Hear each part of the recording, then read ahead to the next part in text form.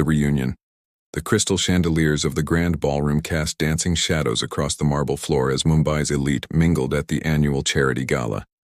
Marcus Chen adjusted his designer watch and straightened his silk tie, surveying the crowd with satisfaction. At 32, he had built Chen Luxury Motors into the city's most prestigious car dealership, and tonight was perfect for networking. That's when he saw her. Zara Patel stood near the auction display, wearing a simple black dress that somehow made her more elegant than every overdressed socialite in the room. Her dark hair was pulled back in a neat bun, and she was examining a vintage motorcycle with genuine interest, not the fake enthusiasm he was used to seeing at these events. Marcus's heart skipped. It had been 8 years since their breakup, but Zara looked exactly as he remembered. Intelligent eyes, that subtle smile, the way she tilted her head when something caught her attention. The difference was the quiet confidence she now carried, something that hadn't been there in their college days. He grabbed 2 champagne flutes from a passing waiter and approached with his most charming smile. Zara Patel? I can't believe it's you." She turned, and for a moment surprise flickered across her features before settling into politeness. "Marcus, hi, it's been a long time." 8 years, 4 months, he said, offering her the champagne. "You look incredible. Still into motorcycles, I see. Some things don't change." She accepted the glass but barely sipped it. "How have you been?" This was his moment. Marcus had rehearsed this conversation in his head countless times, imagining the day he'd run into his ex-girlfriend and show her exactly what she'd given up. "Life's been fantastic, actually. I own Chen Luxury Motors now. Maybe you've seen our showrooms. We're the exclusive dealers for Ferrari, Lamborghini, Rolls-Royce in this region." He pulled out his phone, scrolling to photos of his latest acquisitions. "This is my personal collection. That's my new Bugatti Chiron. Only 50 people in India own one. And this McLaren? I had it custom built. The leather interior alone cost more than most people's cars." Zara nodded politely, her expression unreadable. "That's impressive, Marcus. I just closed a deal with a Bollywood star last week. Sold him 3 cars in one day." Marcus leaned closer, lowering his voice conspiratorially. "The commission alone was more than most people make in a year. I've got clients flying in from Dubai just to buy from me." "You've certainly built something," Zara said, though she seemed more interested in the motorcycle behind her than his success stories. Marcus felt a familiar frustration. Even now, she wasn't giving him the reaction he wanted. "What about you? Still coding?" He tried to keep the condescension out of his voice but wasn't entirely successful. "Something like that." Her smile was mysterious now, almost amused. "I remember you used to talk about changing the world with technology," Marcus continued, emboldened by what he interpreted as her lack of impressive achievements. "Noble dreams, but the real world is about practical success, you know? Like this." He gestured around the opulent ballroom. "This is where the real players are." Zara's eyebrow arched slightly. "The real players? People who've actually made it, who understand that dreams are nice but results matter." He straightened his shoulders, feeling confident again. "I mean, look at us now. I'm here as a major sponsor and you're here." For the first time that evening, Zara's smile reached her eyes, though Marcus couldn't quite interpret what that meant. The revelation Marcus was just warming up to his success story when the evening's host, industrialist Rajesh Malhotra, approached their corner with a beaming smile and an entourage of Mumbai's most influential business leaders. "Ah, there she is," Malhotra exclaimed, completely ignoring Marcus. "Ladies and gentlemen, allow me to introduce the woman of the hour, Zara Patel, founder and CEO of Quantum Dynamics." Marcus felt his champagne glass slip slightly in his hand. Quantum Dynamics. That name was everywhere in the automotive world lately.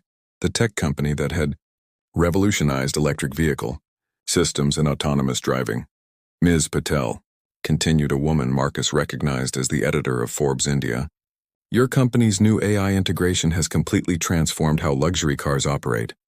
Every major manufacturer is scrambling to license your technology." Zara remained gracious but modest. "We're just trying to make transportation safer and more efficient for everyone." Marcus's mind was racing. This had to be a coincidence. Maybe Zara worked for Quantum Dynamics, perhaps in their coding department. But then Malhotra dropped the bombshell, modest as always. "Did you know, everyone? That Ms. Patel started quantum dynamics from her garage with just 50,000 rupees 8 years ago? Now it's valued at $12 billion. She's revolutionized an entire industry before turning 30. The small crowd murmured appreciatively. Marcus felt the blood drain from his face. 8 years ago. Right when they'd broken up. Right when he'd told her that her computer fantasies would never amount to anything real. In fact, Malhotra continued, addressing the group. Chen Luxury Motors, one of our sponsors tonight, exclusively uses quantum dynamic systems in all their high-end vehicles now. Isn't that right, Mr. Chen? All eyes turned to Marcus, who stood frozen, his mouth slightly agape. The irony hit him like a physical blow. Every Ferrari, every Lamborghini, every Bugatti he'd sold in the past 3 years ran on technology created by the woman he'd once dismissed. Yes, Marcus managed to stammer. The quantum systems are exceptional. Zara finally looked directly at him, and her smile was kind but knowing. Marcus, I should probably mention, I know about your dealership. Quantum Dynamics has the licensing agreements with all the manufacturers. Your success stories? Those cars you're so proud of selling. They wouldn't run without our technology. The Forbes editor leaned forward with interest. Oh, do you two know each other? We have history, Zara said diplomatically, while Marcus felt like the floor was dissolving beneath his feet. Well then, you'll be interested to know, the editor continued excitedly, that Ms. Patel was just named to Time magazine's list of the world's most influential people. And next month she's keynoting the Global Innovation Summit in Singapore. The theme is Dreamers Who Change the World. Marcus remembered his words from just minutes earlier. Dreams are nice, but results matter. The irony was suffocating as the group began to disperse. With several people handing Zara business cards and requesting meetings, Marcus stood rooted to the spot. The woman he'd once patronized about her unrealistic dreams had not only achieved them, but had created an empire that his own success depended on. Zara approached him as the crowd thinned. Marcus, are you all right? You look pale. Zara, I had no idea. Quantum dynamics is, I'm still the same person who used to code in her dorm room while you told me to focus on more practical things, she said gently, without malice. Marcus felt ashamed of every boastful word he'd uttered that evening. I feel like an idiot. Don't, you've built something impressive too. Those aren't easy cars to sell even with good technology. She paused, studying his face. Would you like to sit down? You still look shocked. As they found a quiet corner, Marcus realized that everything he'd thought he knew about success, about dreams, and about the woman standing before him had been completely wrong. The past unveiled. As they settled into a quiet corner of the ballroom away from the networking crowd, Marcus found himself studying Zara's face. The confident CEO facade had softened, revealing glimpses of the woman he'd once known and lost. I keep thinking about what you said earlier, Zara began, swirling the champagne in her glass. About dreams versus results. It reminded me of our last conversation at college. Marcus winced. He'd been hoping that particular memory had faded for both of them. Do you remember what you told me that night? She asked, her voice quiet but steady. How could he forget? It was December 2015, final year of engineering college. They'd been dating for 2 years, and Marcus had already secured a job at his uncle's car dealership with promises of rapid advancement. Zara had just received acceptance letters from 3 different universities for their computer science master's programs. You said I was chasing fantasies, Marcus admitted, unable to meet her eyes. The memory played out between them like a movie neither wanted to watch. They'd been in her tiny dorm room, her laptop surrounded by coding books and acceptance letters spread across her desk. Marcus had picked up one of the letters, MIT's artificial intelligence program, and shaken his head dismissively. Zara, be realistic, he'd said, his younger self full of misplaced confidence. You want to spend 2 more years studying computers while I'm out here building real wealth? My uncle's expanding the dealership. In 5 years, I'll own half of it. That's tangible success. But Marcus, this is about creating something new, something that could change how people live, change the world. He'd laughed, not cruelly, but with the patronizing tone of someone who thought he knew better. Everyone in tech thinks they're going to change the world. Meanwhile, people need cars, they need luxury, they need status. That's reality. She'd tried to explain her vision, cars that could think, Systems that could predict and prevent accidents, technology that could make transportation cleaner and safer. But Marcus had been so sure he knew what mattered. "You're choosing dreams over us," he'd said that night, the ultimatum hanging heavy between them. "Stay, marry me, help me build something real.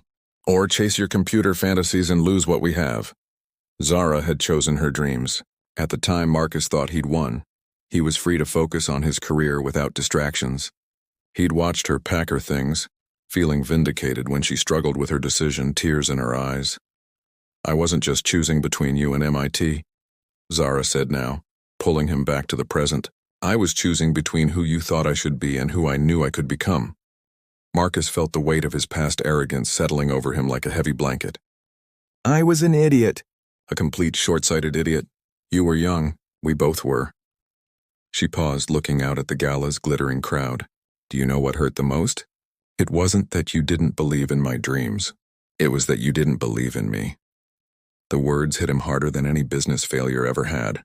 He thought about the years that followed their breakup, how he'd thrown himself into work convincing himself he'd made the right choice.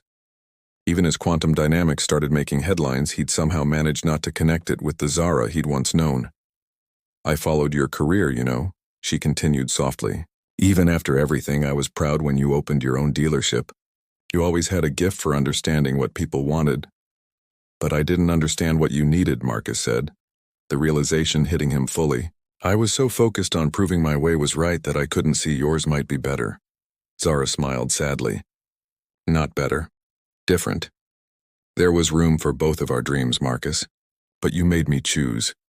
They sat in silence for a moment, the ghosts of their younger selves settling between them. Marcus thought about all the what-ifs he'd buried over the years.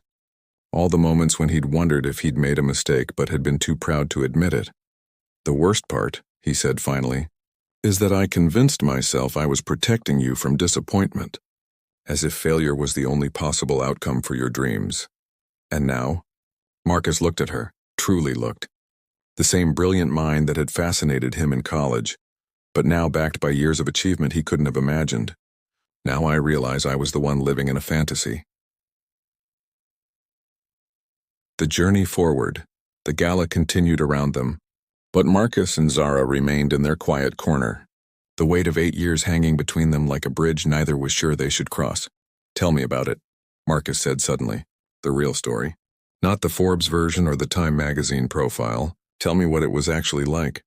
Zara looked surprised by his genuine interest. For a moment, she seemed to weigh whether to trust him with the truth. Finally, she set down her champagne glass and began. "The first 2 years were hell," she said simply. "After MIT, I came back to Mumbai with big ideas and no money. I was living in a one-room apartment in Andheri, coding 18 hours a day. My parents thought I'd lost my mind. Their daughter with a master's degree from MIT, eating instant noodles and building prototypes on a kitchen table." Marcus found himself leaning forward, genuinely captivated. This wasn't the triumphant success story he'd expected. "I applied for funding everywhere. Venture capitalists, angel investors, government grants. Do you know how many meetings I took where men in expensive suits told me that a young woman couldn't possibly understand the automotive industry well enough to revolutionize it? How many?" 47. I counted. She laughed, but there was pain in it. The 48th meeting was with Mrs. Kavita Shah. She'd made her fortune in textiles and was looking to diversify. She gave me my first real investment, not because she understood the technology, but because she understood what it felt like to be underestimated. Marcus thought about his own journey, how his uncle had handed him opportunities, how his gender and connections had opened doors he'd never even noticed were closed to others. The breakthrough came in year 3. Zara continued. "I'd developed the predictive collision system, but I needed a real-world test. No manufacturer would take a chance on unproven tech from an unknown company. So I bought a used Maruti, retrofitted it with my system, and drove it myself in Mumbai traffic for 6 months, documenting everything. That sounds incredibly dangerous. It was, but it worked. The system prevented 17 potential accidents in those 6 months. When I presented that data, finally someone listened." She paused, remembering. "Tata Motors gave me my first pilot program. 50 vehicles, 6-month trial. If it worked, they'd consider a larger partnership." Marcus was amazed by her tenacity. "And if it didn't? I would have been finished." I'd spent everything on that prototype. But Marcus, her eyes lit up with the same passion he remembered from college. When those 50 cars completed 6 months with 0 accidents in conditions where similar vehicles had averaged 2.3 incidents, I knew we had something revolutionary. That's when everything changed. Not immediately. Success in business isn't like in movies. It doesn't happen overnight. Each milestone led to the next opportunity. Tata led to Mahindra, which led to international manufacturers. Every partnership was a risk, every expansion a gamble. Marcus found himself genuinely impressed by her business acumen. How did you scale so quickly? I didn't try to do everything at once. While competitors were chasing flashy features, we focused on reliability and safety. Boring maybe, but necessary. When autonomous vehicles became the next big thing, our safety systems became the foundation everyone needed. As she spoke, Marcus realized something profound was happening. He wasn't just learning about her business, he was discovering who Zara had become.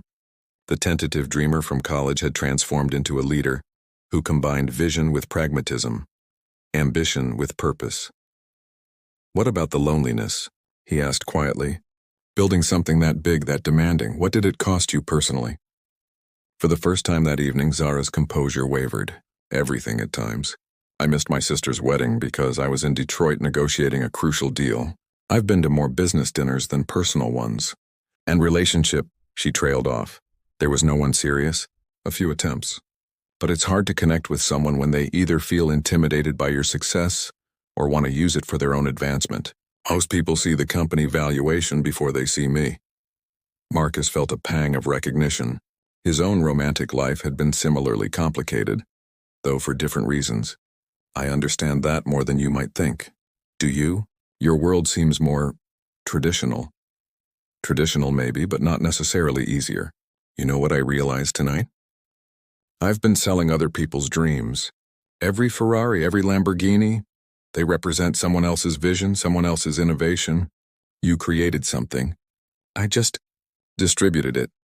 Zara reached across the table and touched his hand gently. Marcus, don't diminish what you've built. Not everyone needs to be an inventor. The world needs people who can recognize quality, who can connect products with the people who need them. You've created jobs, provided experiences, built relationships with clients. That matters too. Her kindness, especially after how he'd treated her years ago, was almost overwhelming. How are you not angry with me? How can you be so generous after what I said to you? Because staying angry would have poisoned the very dreams you doubted, she said simply. And because people grow, Marcus. Tonight you're not the same person who gave me that ultimatum 8 years ago. As the evening wound down around them, Marcus realized that Zara was right. He had changed, but more importantly, he was finally ready to see her, really see her for who she was. The new beginning 6 months after the charity gala, Marcus stood in his showroom, but everything felt different now. The gleaming luxury cars still caught the light magnificently, but he saw them through new eyes, not just as symbols of status, but as marvels of engineering powered by innovation. He finally understood. Mr. Chen, his sales manager Priya, approached with a tablet. The client is here for the McLaren delivery. Marcus nodded, straightening his tie. But instead of his usual pre-sale excitement, he felt something deeper, genuine pride in connecting someone with exceptional craftsmanship, rather than just making another impressive commission. The past months had been transformative. After the gala, he'd reached out to Zara with a simple message. I'd like to learn more about what you do. Not for business, for understanding. Their coffee meetings had started professionally. Zara had patiently explained the technology behind the cars he sold, sharing her genuine passion for innovation and safety. Marcus found himself fascinated not just by her success, but by her process, how she approached problems, how she built teams, how she balanced vision with execution. The beautiful thing about artificial intelligence, she'd said during one of their walks along Marine Drive, is that it's not trying to replace human judgment. It's trying to enhance it, like a really good partnership. Marcus had understood the metaphor. As weeks passed, their conversations evolved beyond business. They shared stories about their families, their fears, their smaller dreams alongside the grand ones. Marcus discovered that Zara still wrote poetry, something she'd abandoned during the intense early years of building her company.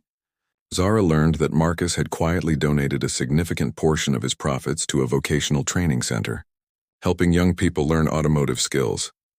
"You never mentioned this," she'd said when she found out about his charitable work. "It's not something you announce," he'd replied. "Some successes are meant to be private." The turning point came during a business conference in Bangalore. Zara was the keynote speaker, and Marcus had attended, not as her +1 but as a genuinely interested industry professional. Watching her command the stage, explaining complex technical concepts with clarity and passion, he felt something he'd never experienced before. Pride without possession, admiration without agenda. After her talk, as industry leaders lined up to speak with her, Marcus waited patiently. When she finally reached him, instead of claiming her attention, he simply said, "That was brilliant. I learned something new about predictive algorithms." "Really? What specifically?" "That innovation isn't about having all the answers. It's about asking better questions." That night, over dinner in their hotel restaurant, the conversation took a more personal turn. "Marcus, can I ask you something?" Zara had said, setting down her fork. "These past months, spending time together, what are we doing?" "Getting to know each other again," he'd answered honestly. "Without ultimatums this time. And what have you discovered?" Marcus had considered his words carefully. "That I spent 8 years trying to prove I'd made the right choice, when what I should have been doing was becoming someone worthy of your respect." "You had my respect before.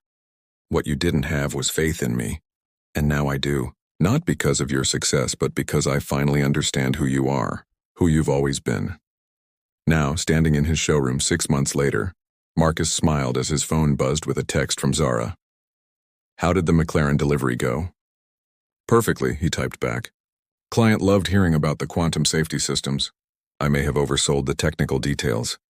"Impossible," came her quick reply, followed by a laughing emoji.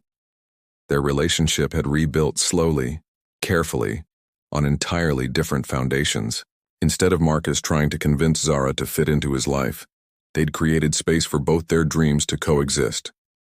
She'd started attending some of his client events not as arm candy, but as someone whose expertise added genuine value. He'd begun joining her at tech conferences, learning about an industry he'd once dismissed. The evening before, they'd attended a product launch for Quantum's newest innovation, a system that could predict and prevent not just accidents, but also optimize fuel efficiency in real time.